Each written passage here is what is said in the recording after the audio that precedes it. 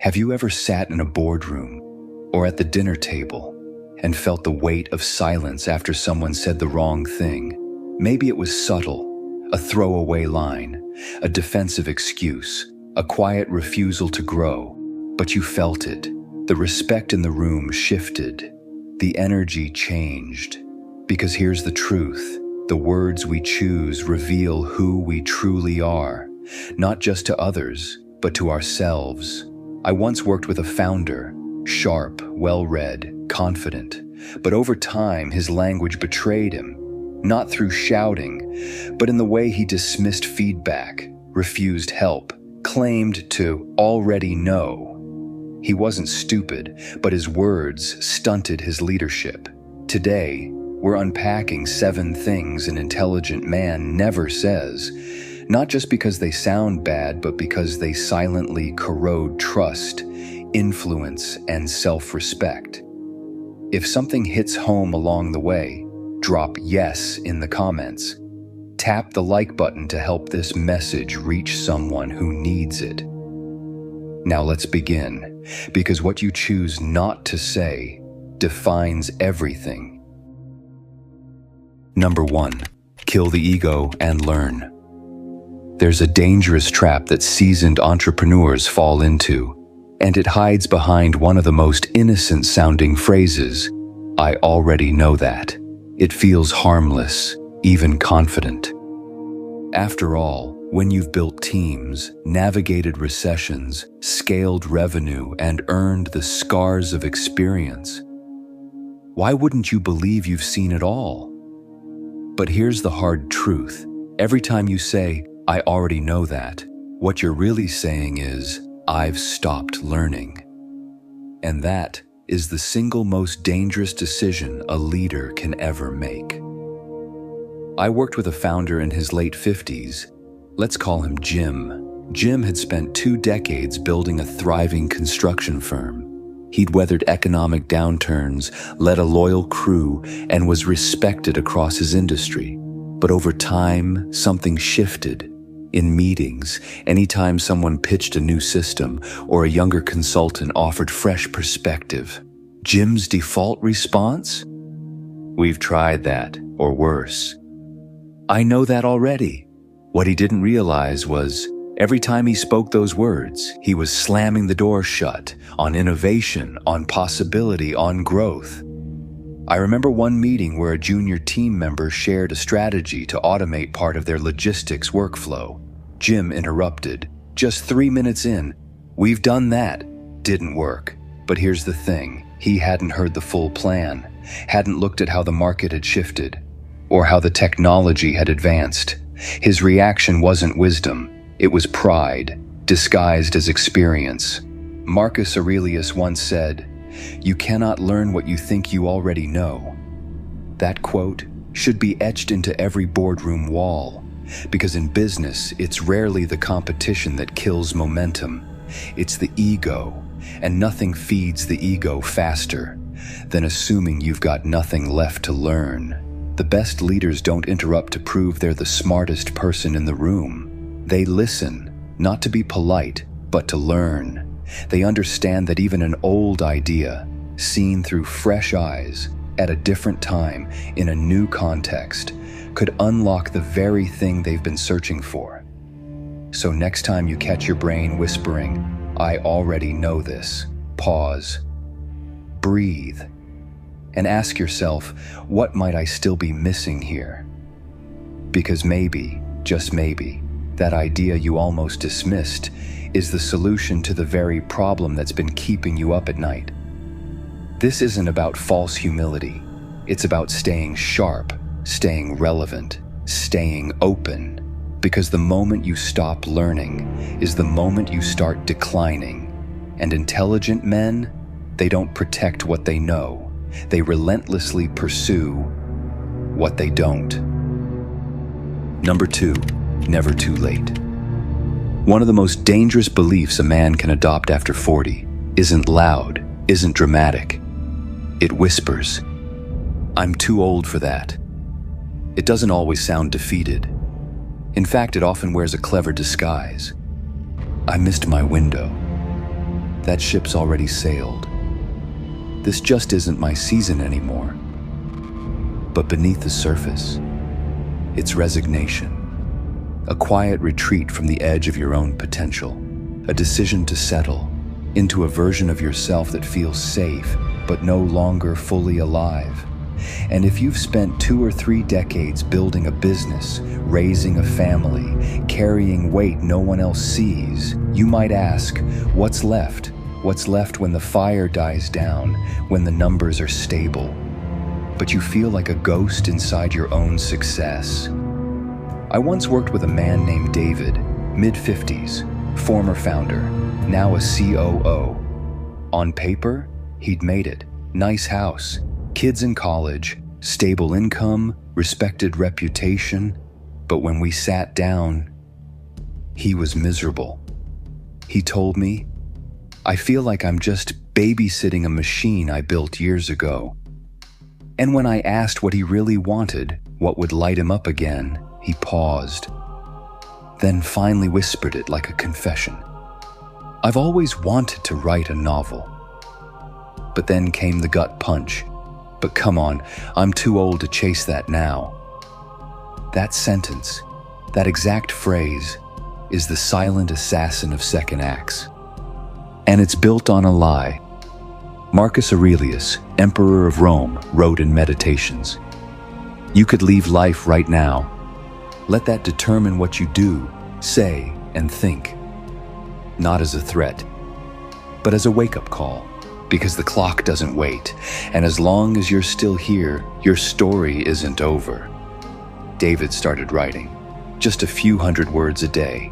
No grand announcement, no pressure. 1 year later, he had a full manuscript. 2 years later, he self-published. It didn't hit the bestseller list, but it did something more important. It brought him back to life. One day, his teenage son looked at him and said, "You finally look like you again." That was the real ROI. The Stoics believed age doesn't weaken your value. It sharpens it. It gives you what younger men don't yet have: clarity, discipline, and a level of resilience you've earned through fire. So next time you hear that voice, the one that says, "You're too old for that," pause and respond with something wiser, something braver, something true. I'm just getting started. Number 3, blame kills growth. There's a moment in every entrepreneur's life when something falls apart. A deal collapses, a partnership fractures, a product launch misses, and your first instinct? To distance yourself. That wasn't my fault. They dropped the ball. That was out of my control. It's a reflex, and it feels justified. But here's the truth. Every time you push away responsibility, you hand over your power with it. I saw this play out with a founder I coached. Let's call him Greg, late 40s, built a logistics company from the ground up, bootstrapped, profitable, respected. Then one quarter, his biggest client walked, and the ripple effect? Immediate. Canceled contracts, layoffs, revenue bleeding. When I asked what happened, Greg fired back. Not on me. Their team restructured. My sales guy missed something. The market's crazy. All of that might have been true, but then I asked him one question. What part did you play in not seeing it coming? He paused, and in that pause, everything shifted. He realized he hadn't checked in with the client in months, hadn't asked the hard questions, had delegated the relationship so far down, no one truly owned it anymore. His "not my fault" wasn't just a statement, it was a wall. And that wall cost him more than revenue. It cost him visibility, trust, growth. The Stoics knew this trap well. Marcus Aurelius wrote, "You have power over your mind, not outside events. Realize this, and you will find strength." When you say, "That's not my fault," you're not protecting your pride. You're avoiding the only thing you can control: your mindset, your leadership, your next move. Smart men know blame is easy, but ownership, that's where the transformation begins. Greg made a pivot. He launched weekly postmortems, not to assign blame, but to reveal blind spots. He made client retention part of the core dashboard, and most importantly, he taught his team that responsibility isn't guilt, it's a strategy for sustainable growth. So ask yourself, when was the last time you said, "That's not my fault"? What did it cost you? A second chance? A relationship? A key lesson? If this landed for you, you're not alone. I've said it. So have most of us. But intelligence isn't about being perfect. It's about knowing when we slipped and choosing a better way forward. Drop a comment.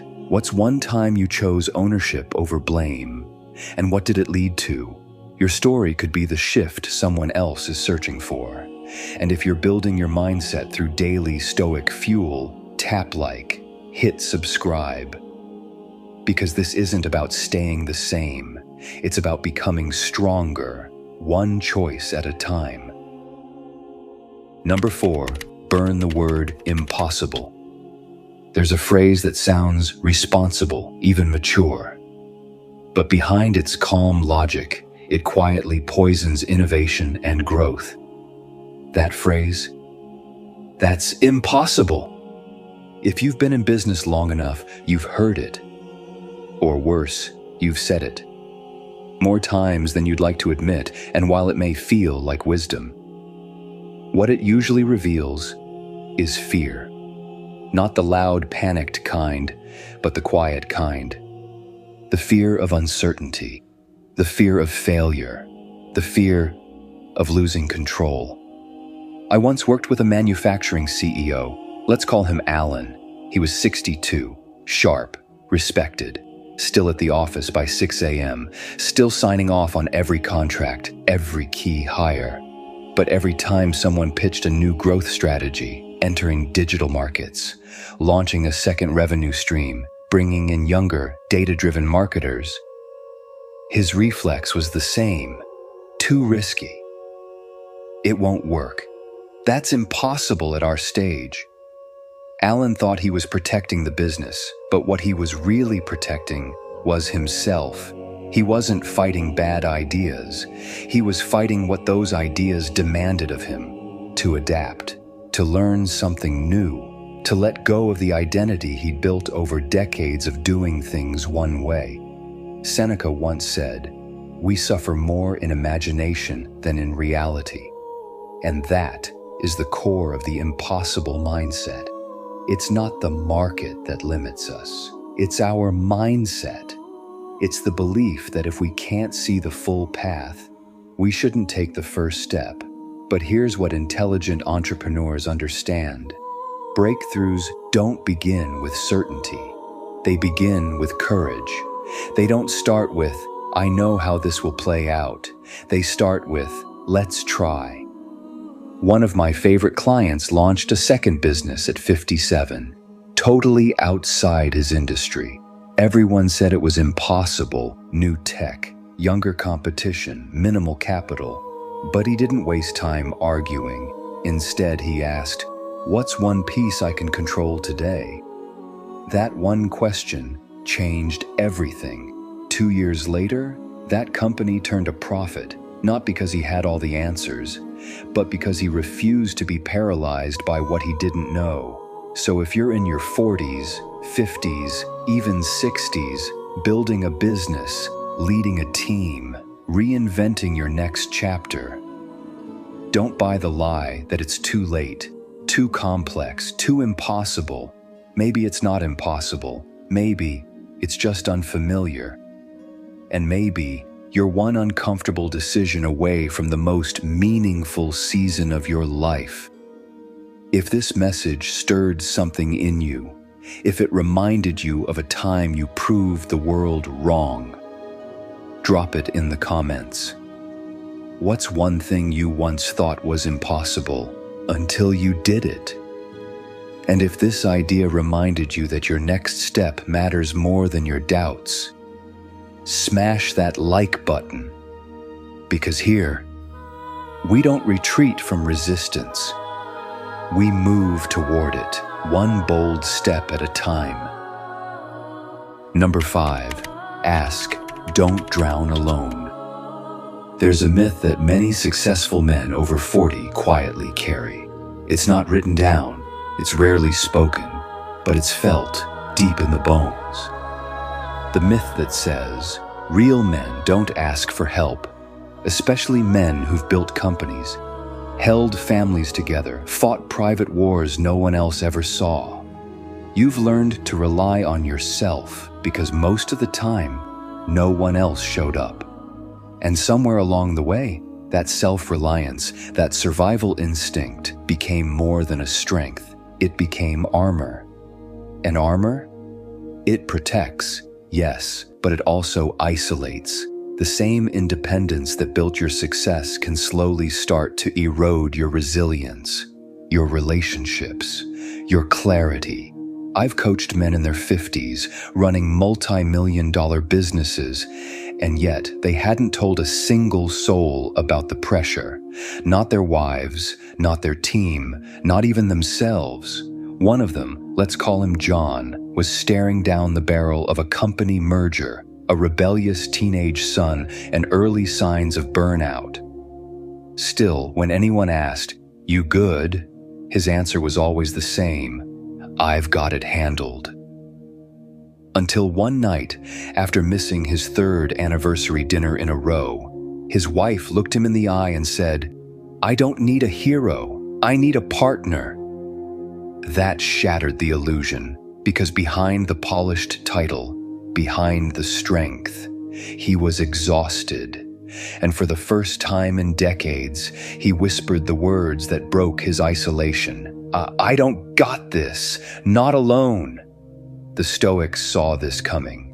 Marcus Aurelius, emperor of Rome, commander of armies, wrote, "Don't be ashamed to need help. Like a soldier storming a wall, you have a mission to accomplish.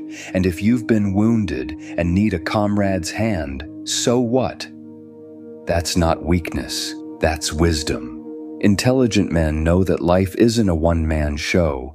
It may look like a solo mission, but beneath every strong leader is a system of support they had the courage to build. They lean on others, not because they're weak, but because they're wise enough to know they don't have to carry it all alone. And if that voice inside you whispers, "Keep it together," don't let them see you struggle.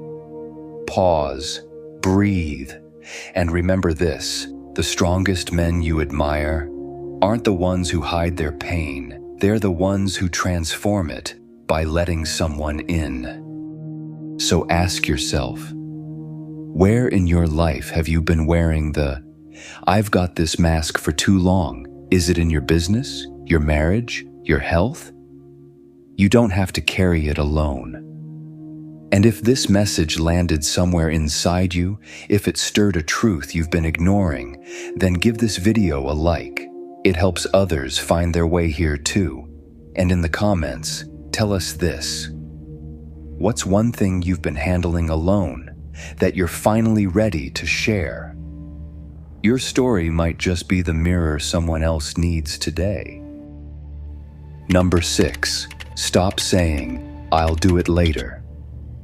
Among successful men over 40, especially entrepreneurs and executives, there's one phrase that feels safe, even responsible, but slowly kills what matters most. "I'll do it later." It sounds harmless, practical. You're busy, your calendar is full, your team needs you.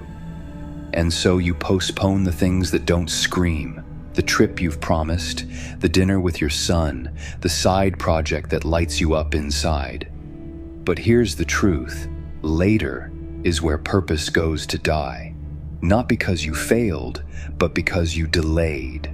Marcus Aurelius warned us plainly: you could leave life right now. Let that determine what you do, say, and think. That isn't a metaphor, it's a reckoning. I once worked with a founder named Richard, 20 years in logistics. He scaled, succeeded, and disappeared from his own life. His teenage daughter would text him memes, little jokes, pictures from school. He'd reply with a thumbs up or worse. "We'll catch up soon." But soon never came. His plan? Once we close this round, then I'll slow down. Then I'll reset. That moment never arrived. Until the day his heart did. A routine checkup turned into a hospital bed, a breathing mask, and nothing but regret echoing in the white noise. He told me I had everything except the time to live it. When Richard walked out of that hospital, he didn't just change his schedule, he changed his truth. He started saying no to pointless meetings, yes to quiet walks with his daughter. He called friends back. He stopped pretending time was on his side and started acting like every moment counted. Seneca said it best. It is not that we have a short time to live, but that we waste much of it. And we waste it in the worst way, through postponement. We assume there will be more time, more energy, more chances. But the most intelligent men know later is a lie. The most life-altering changes don't arrive in a blaze of lightning. They begin in a whisper, the sudden clarity that now is the only guarantee. The phone call you've delayed, the boundary you've avoided, the risk you keep rationalizing, the apology that still waits in your throat. You don't need a better moment. You need a braver one. Because in the end, the man who keeps waiting for perfect timing becomes a prisoner of time. But the one who moves with urgency, with clarity, with courage, writes a life no clock can erase. Number 7, change is a choice. Have you ever said the words, "That's just how I am," and meant it?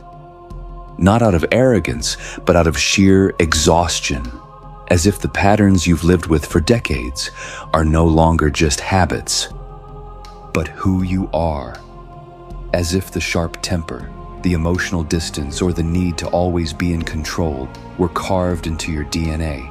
It feels honest, it feels safe, but make no mistake, it's not acceptance, it's surrender, a quiet resignation disguised as maturity. Epictetus, one of the clearest voices in Stoic thought, warned us long ago, it is impossible for a man to learn what he thinks he already knows. And that's exactly what happens when we accept our flaws as identity. We stop evolving. I once worked with a man named Dennis, a seasoned business consultant in his late 50s. Brilliant in the boardroom, tactical, sharp, respected. But at home, he struggled.